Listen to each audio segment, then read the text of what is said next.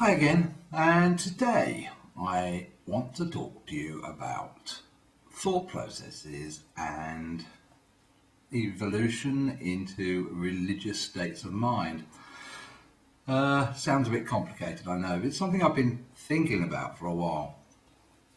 Even Richard Dawkins has to admit, and in fact does admit in his book, The God Delusion, that throughout the world, religions have developed, albeit in different ways. There seems to be a need for God or a God or gods. You find throughout history we've had, of course, God and Allah, Zeus, Thor, Wotan, various tree spirits, thousands of them in fact, thousands of spirits and various types. Sun worshippers are always a big one. So why has this developed in the evolution of humankind? And how can we explain the fact that there are so many different religions? And it seems to be part of course, a cultural identity, which is the obvious. Tribalism, cultural identity, religion seem to all go hand in hand. Now, so why do they belief systems develop globally, or even in isolation, like on Easter Island, they have developed in isolation? So we have to really look at ourselves as mammals and look at the other mammals, and I've started to look and try to think what the great differences are. So I have two dogs, and I have observed the way, through my own sort of little experiments, the way they think, or the fact that they do have thought processes that does not need a language. Now, we have language, and that, in my opinion, is the real big difference between us and the other mammals. Now, here's my little experiment that I did with my dogs. When I take them walking, there's a pond. This pond has a path going all the way around it. And I take a tennis ball and throw the ball for my dogs. Now, if I throw the ball into the water, obviously they jump into the water, swim for the ball, and bring it back. If I throw it halfway into the middle of the pond, they also jump into the water, they bring it back, as you'd expect. Now, if I throw the ball right to the other edge, on the other side of the pond, they stop, they look to see where it's landed, and they no longer jump in and go and fetch the ball. They actually run all the way around the pond and jump in from the other side. Now, what this means is that the dogs have actually, without me telling them, have actually figured out that it's quicker to run around the pond and jump in and get the ball than it is to swim all the way across and swim all the way back again, or even to swim all the way across and get out the other side. So they have figured out for themselves the distance the ball has gone, the easiest way to get it. I mean, they are border collies, so they're quite smart, but all the same, they're not trained to do this. They do it on their own thought processes. Now, it's fair to say that dogs, or at least hunting dogs, are probably the most successful of the mammal species in hunting, with the highest sort of kill rate, if you like. And of course, they are pack animals.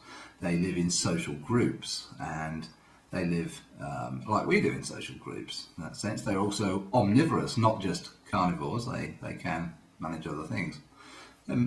Obviously, mainly carnivore, but they will take roots and various other things as well. In fact, dog food's full of vegetables. Okay, this brings me on to the next point. Now, what I'm actually saying is that humans have a way of converting these natural thought processes into a language. It's done very quickly, but it still slows down the mind slightly. It's a conversion to a language. Okay, now, if you were to think of a goldfish, say, just for the sake of it, if you were to think of a goldfish and describe that goldfish to yourself. Now, so take a moment to do it by all means, but perhaps not while this video is on. Just think about it later. You will hear yourself describing, in your head of course, you won't hear it literally, but you will hear yourself describing the goldfish. Now, what you can do, in fact, is sometimes put in the voice of somebody else describing it. A familiar voice to you, something, a loved one, mother, wife, husband, whatever. Try the same thing again, and this time put in the voice of somebody familiar to you, telling you about the goldfish and describing it. You can also hear them in your head, and you can hear them saying it, and you have these thought processes that other animals do not have, and this is probably what separates us so much as humans. You might think, what's this guy going on about? But it is quite easy to, in fact, have a conversation with yourself using the language in your head. And it's quite easy to form a type of schizophrenia, if you like, where you can be talking to someone else and they're talking back. It's something the mind's very good at. It's also a way in which we can figure things out. But we won't go into that bit. So you can in fact be convinced that spirits are talking to you. It's not that difficult to do. You can have this type of mild schizophrenia, if you like, where you are talking to someone, they are talking back, and you're constantly, all the time, talking to yourself in your head. It's the way the mental thought processes seem to go on. So my point is that it is possible for people to be convinced very easily of religion and something being within them, like a soul, like God, being within them and getting inner peace from your own comforting thoughts. And I believe that this is rather a large part of how the religion thing works, that it's very, very easy to think that there is something else within you, as it were, apart from your own mind. Now, you might, this is only a philosophy I'm talking about now. The reason I'm making this video is it's a point of discussion and a thought and a theory, if you like, and philosophy, the way we like to discuss things. So I am interested in expanding this theory slightly and seeing what other thoughts are upon it. I hope you've understood it. It's not an easy thing to explain, but try and have a go, and please leave me some sort of comment and see what you think.